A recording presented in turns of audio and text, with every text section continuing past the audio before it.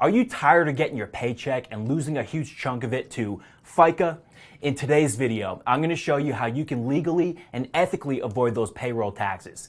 And I'm going to show you how when you start avoiding these payroll taxes, you won't just make 7% more, you're actually going to make 15% more at the minimum. In today's video, we're going to go over the distinction between W-2 and 1099 income, and I'm going to show you why 1099 is always better. If you make a W-2 income right now, you got to watch today's video.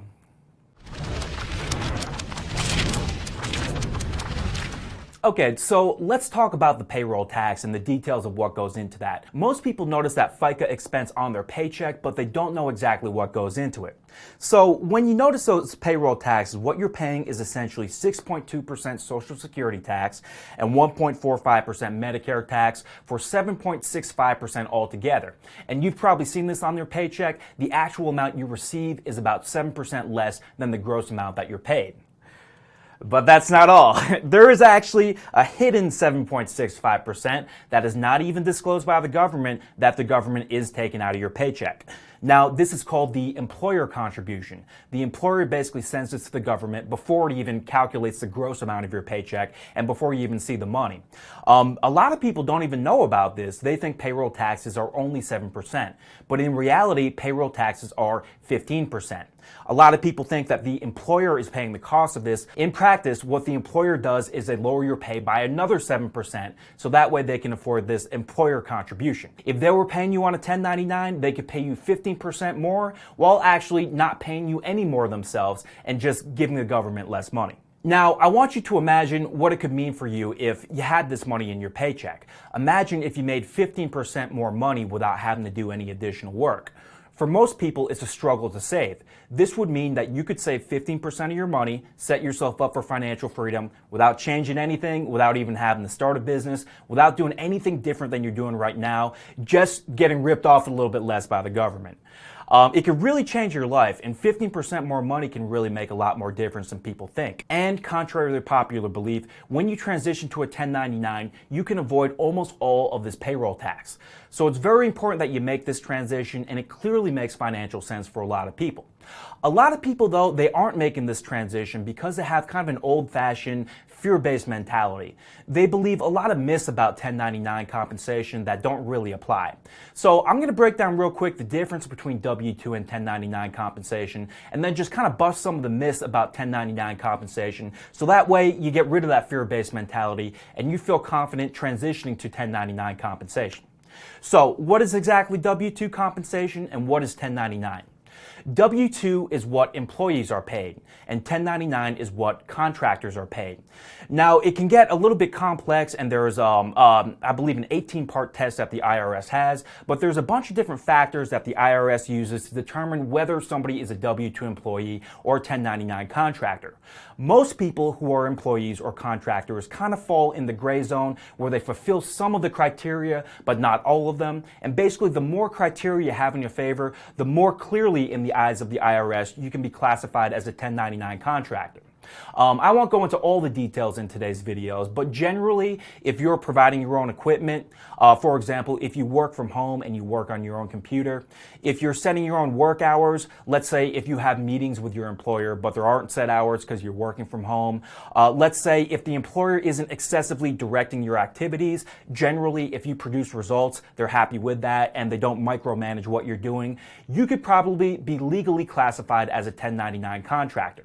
On the other hand, if you're going into an office every day, if there's an hour of training every day in the morning, if you're getting micromanaged by your boss, you probably cannot be classified as a 1099 contractor. Most people that are employees do fulfill some of these criteria, especially now with many people working from home. And in my opinion, many people classified as employees could make the transition to being 1099 contractors legally. In fact, I would say most people. So if that applies to you, let's say if you're working from home, if you provide your own computer that you work on, if your employer isn't micromanaging you, you could probably transition onto a 1099. But I know it's a big change and you might have a little bit of anxiety. You might believe some of the myths about 1099 compensation and you might be a little afraid to take that step. So I'm going to bust some of the myths about 1099 compensation, show you definitively why 1099 is always better than W-2 and why you have to make that change. All right, so myth number one, a lot of people say this, and there is a grain of truth to this. A lot of people think that when you have 1099 compensation, you have to pay double the payroll tax. You have to pay both the employer and the employee portions. And this is partially true. Let's say if you just set up an LLC or if you didn't set up any type of business entity and then you started your own company, you would have to pay the employer and the employee portion of the payroll tax. And no matter what type of business structure that you're using, if you're self-employed, yes, you do have to pay the employer and the employee portion. However, there are a few caveats to that. Number one, keep in mind, you're already paying the employer portion right now. The employer just lowers your pay by 7% and doesn't disclose that tax in your paycheck. Number two, there is a way around paying these payroll taxes, or at least the vast majority of them, if you set things up the right way. So what is the right way to set things up? What you want to do is you want to set up an LLC and elect to be taxed as an S corporation. I'll say that one more time because that's real important. Set up an LLC and elect to be taxed as an S corporation. Now, if you don't even know what all that is, what an S corporation is, don't even worry about it. Go to an accountant, go to H&R Block. Any accountant can do this for you for a couple $100s. If you spent a couple hours researching online, you could easily do this yourself. Within a couple of hours, you'd know how to make this election. Or if you're lazy, just have your accountant do it for you. Essentially, you just fill out this form, send it into the IRS, and you have made your S corporation election. Once you've done that, then the profits from your S corporation are no longer subject to any payroll tax. No employer contribution, no employee contribution, no payroll tax whatsoever. However, there is a catch. You do have to pay yourself what's called a reasonable salary. So you do have to pay yourself a W-2 income for part of the income that you're making. And I'll give you an example of how this might work. Let's say that you're working at a job right now where you're making $100,000 a year. You could pay yourself a reasonable salary of $1,000 a month and declare that the rest of that $9,000 is profit. You pay payroll tax on the 10%, but on the 90%, you pay no payroll tax. Now, again, I would talk with your accountant about this and exactly what is a reasonable salary. I would just make sure that you're doing this safe and legally and ethically. For most businesses, you can classify 80, 90, 95% of your income as profits and say that they are not subject to payroll tax. So just remember that. You don't have to pay payroll tax on a 1099. You got to set up that LLC and elect to be taxed as an S corporation and pay yourself a small, reasonable salary. All right, myth number two, if you go on a 1099 and you become a 1099 contractor, if you're not paying that payroll tax, you're going to lose your Social Security benefits. Now, I have some bad news for you, which is that if you contribute and pay the full payroll tax, you're likely not going to get Social Security benefits anyway, or you'll likely get much less than the government is promising. In addition to that, there's a big chance that Social Security benefits are decoupled from contributions in the future, and everybody might just get the same amount regardless of what they contribute. There's a lot of people dissatisfied right now that wealthier people that contributed more get a bigger Social Security payout, and they think they should level the playing field. Not only this, but let's say the government fulfills on their promise to pay you Social Security in full, you're still better off not paying the tax and not getting the benefits, just because if you don't pay the tax and you invest the money, you'll end up with way more money in the end. So don't worry about Social Security, just worry about not paying the tax. If you invest that money, you're going to be better off no matter what happens.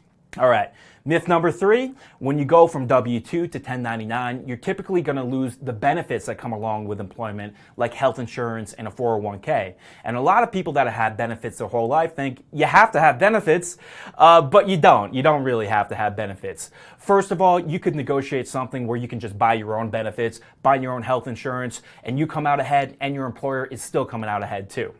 Second of all, a lot of people, especially people that are young and healthy and male, can go without health insurance, and it can be a good decision for you. I've made a few other videos about this, but check out those videos if you want to learn more about why you don't really need health insurance for a lot of people. And then finally, in terms of 401ks or retirement plans, you can set up an IRA on your own, which reproduces a lot of the same functionality as a 401k. And when you're self-employed, you can actually set up an SEP IRA, which is better than a 401k in a lot of ways. So you don't really need benefits. You can get your own benefits if you have enough money. And it's possible to get enough money to buy your own benefits and to have your employer still wind up with more money in the end, have it be a win-win for everybody. those are some of the myths about 1099 compensation, and I hope after seeing this, you understand why going on a 1099, if you're on a W-2 right now, clearly makes financial sense. But it's not only about the money going from a W-2 to a 1099. There are some really important non-financial benefits as well. First of all, you have more freedom. If you're an employee, the employer is going to be directing your work closely. If you're a contractor, generally, if you produce results, you can do it in your own way. And for most people, that's just a much more enjoyable way to work. Secondly, it gives you kind of an entrepreneur's mindset. If you're an employee, if you're getting a W-2, you're kind of in that mindset that you're dependent on your employer to take care of you. On the other hand, if you're paid the same amount on a 1099, it does put you a little bit more in the entrepreneur's mindset. You can take on other clients, you have a business entity incorporated, and you're already filing your own taxes, filling out your business taxes, and doing everything you'll need to do to eventually start a business. If you want to start a business one day, this is a very logical, very easy first step for you to take. It also makes it much easier for you to work from home permanently if you've temporarily worked from home because of COVID-19. A lot of people do this temporarily. They found they really liked it. And what you could do is you could transition to a 1099 contract position. You could probably do this pretty easily if you work from home. And you can use this to negotiate a permanent work from home arrangement. So there's a lot of non-financial benefits too. It just makes your lifestyle a whole lot better, even if you're doing fundamentally the same job. Alright, so if you've watched this far, then you know that it's in your financial best interest to transition to a 1099. You can essentially make 15% more money without making any change and without doing any more work. You also know that it's got some real non-financial benefits, just makes your life a whole lot better. But let's talk about how to make it happen. How do you get your boss to agree to transition to a 1099? Now, I have actually done this transition with many different people. Many people, when I used to employ hundreds of people on a W-2, approached me. Some successfully transitioned to 1099, some did not. But I'll break down the ones that were able to successfully transition to 1099, what they did, and I'll show you how you can do it too. All right. So the first step is going to be to set up an LLC and elect to be taxed as an S corporation. Again, without doing this, you will be paying that double payroll tax. So if you don't do this step, none of what I'm going to teach you in the rest of these steps is going to work. Make sure you set up an LLC and elect S corporation status. Number 2, set up a W-2 payroll service and start paying yourself a reasonable salary. Check with your accountant to determine what is reasonable. For example, if you're being paid a salary of $100,000, if you transition on to 1099, maybe you could say $1,000 or $2,000 or $3,000 of that is a reasonable salary and the rest is profits. In order to do this, you can do it yourself, but the easiest way is to use an outsourced payroll service. I use Paychex. They're pretty cheap, pretty simple and easy to use for one-person payroll, but you can use any payroll service you like, and it's pretty easy to get this set up. Step number 3, you approach your boss and show him why transitioning to 1099 is going to save him money. So in order to do this, you'll just have to walk through some of the math that I showed you before. First of all, you could show him how he's currently paying you that 7.65% employer contribution. If you transition onto 1099, that cost for him disappears. Furthermore, if you're working in an office right now, or if you were before 2020, if they provided a computer, if they provided you with health insurance, if they gave you a 401k, these are all additional costs that they would save if you transition to being a 1099 contractor. So right off the bat, you have that 7% employer contribution. That's money straight to their bottom line. And then you can make an estimate of what they'd be saving on health insurance. Maybe $1,000 or $1,500 a month for what they have to pay for their contribution to your health insurance. 401k, maybe a few $100s a month. Office expenses, computers, company outings, things like that, maybe another few $100s a month. And you could show them how clearly they're going to save money, a lot of money, by transitioning you onto this 1099. Most employers are pretty familiar with this math, especially large employers, and a lot of employers see it in their best interest to transition onto a 1099 too. This will probably be the easy part of the discussion, but just make sure that you show them clearly how it makes sense for them financially. All right, so the next step is going to be to show your boss why this is legal. You're going to have to show him pretty thoroughly why this is not going to be a risk to him, why he's not going to be audited by the IRS, and why you can legally be classified as a 1099 contractor. So again, there's many factors that go into classifying somebody as a W-2 or 1099 contractor, and most people fall in the gray zone. For this negotiation, what you want to do is look up the factors that are in your favor, point those out to your boss, and show him why you can legally classify yourself as a 1099 contractor. Some examples. You're working from home and you're working on your own computer. That is a significant factor in your favor because you're providing your own equipment and your own working environment. Let's say if you set your own working hours, you can have, say, regular scheduled meetings, but there aren't set working hours outside of that. Again, another factor in your favor. Let's say your boss does not micromanage you. If you produce results, you can do it in the way you want as long as you're producing the results in the end. Again, another factor in your favor. Basically go through all the factors. Don't talk about too much the factors that aren't in your favor, but emphasize which ones are in your favor and show him why this is not going to be risky to him. Now, not everyone can legally transition to a 1099, but I would say the majority of people, especially since 2020, can legally make this transition. So this will probably be the most challenging part of the negotiation, especially with a conservative employer that hasn't done this very much. But if you do your research, if you're prepared for this, you can show him why it's legal. All right, next step, take away the risk. Offer a 30-day trial period so that way if it doesn't work out, you say you go back onto the W-2, you come back to the office and everything is just like it is before. The reason why you can offer this pretty confidently is that most of the time, almost all the time, it will work out if you're really focused on making it work out. You'll be getting more work done, the employer will be making more money, you'll be making more money, it'll be a win-win for everybody. But you offer that 30-day trial period so that way it reduces the risk on their side, and so that way there's basically no downside. The worst case scenario is taken away from them. Step 6, you ask for a 10% raise in exchange for doing this transition if you are able to successfully complete that 30-day trial. Now, I've talked with a lot of people who have made this negotiation, and this is a common mistake. If you do transition onto a 1099, but you don't negotiate that 10% raise, you are effectively taking a pay cut.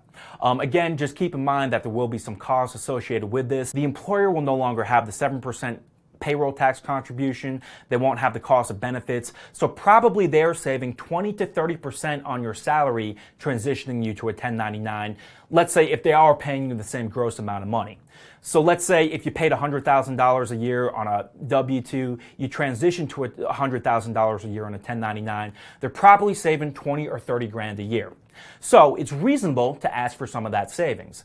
Let's say if you ask for a 10% raise, they're likely still pocketing 10 to 20% more in savings even after paying you that 10% raise. So I think you should ask for a 10% raise at least, and you can almost always justify a 10% raise. You can tell them they can give you a 10% raise, that you can use that to cover the cost of this transition, and they will still be saving 10 to 20% on the cost of employing you. All right, so you take away the risk, you negotiate that 30-day trial, and then once you've negotiated that, just focus on killing it during that 30-day trial. Work extra hours, just really make sure you go the extra mile to show your employer why this can work long term. It probably will work long term. Literally millions of people have successfully made this transition, and there's no reason why you can't do it too. So if you kill it the first 30 days, they're making more money and you're making more money. This is going to be a long-term thing and it's going to last. All right, so I would say doing that, you could probably successfully negotiate a transition to 1099 about 80% of the time. However, just full disclosure, this will not work all of the time. Some employers are just old-fashioned. They're too stuck in a fear-based mentality. They just think, oh, we've just always employed people on a W-2, so we're just always going to keep doing things the way it has been done. No matter how good of a case you make, they will never transition you on a 1099. So what should you do in that case? In that case, you should find a new job or potentially just start your own business. This is really that important. I mean, let's say you found another job that paid you the exact same amount, but they paid you on a 1099 rather than a W-2. That's a 15% raise. If you're struggling to save anything right now, now you have the savings that will one day make you financially free, and it's going to make a huge, huge difference in your life. If you're making a certain amount right now, you can probably find another job that will pay you the same amount. Even more so, if you were thinking about starting a business, this could be the perfect time to do it. Payroll taxes are probably going up a lot in the future. So because of this, it's very important you learn how to avoid payroll taxes now. You can't spend the rest of your life paying 15% payroll taxes, and it's likely going up to 20, 25, maybe 30% in the future. So you can't make 100 grand and only take 70 grand home. And you can't make 10 grand and only make 7 grand home. No matter how much you're making, you gotta be taking home the full amount or as close to that as possible. So don't tolerate W-2 employment. Even if you can't negotiate that transition with the employer right now, you will eventually find someone who is smart and who will put you on a 1099. So, if you are interested in starting your own business, if you do want a lifestyle of freedom where you can work from home, have clients, manage YouTube ads for clients, and not have to go into an office and work a W-2 job that you hate, here's a good way for you to do that. YouTube Ad Management Black Belt. I've just launched my Advanced Ad Management course. In my opinion, this is the best course that teaches you advanced strategies for managing YouTube ads. In this course, I don't go into how to write YouTube ads or how to film them, but I really dive deep into Google Ads, how to target your ads, how to organize your campaigns, how to split test your campaigns and make them more profitable over time, and many other advanced ad management topics. If you want to learn how to manage YouTube ads for your own business or for clients, you got to pick up this course. So if you want to pick up this course, go to the link down below in the description and you can get an exclusive discount. So check it out if you're interested. If this video helped you out, I'd appreciate it a lot if you could give me a like, share it with your friends, and leave me a comment down below. So thank you guys for watching, and I'll see you guys next time.